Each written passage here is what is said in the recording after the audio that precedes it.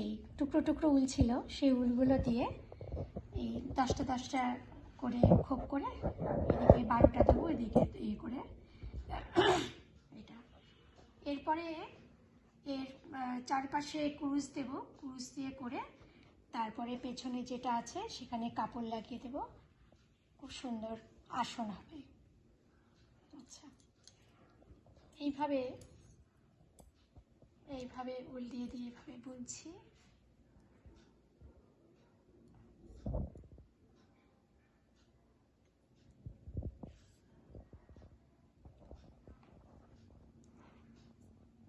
এইভাবে বুনছি।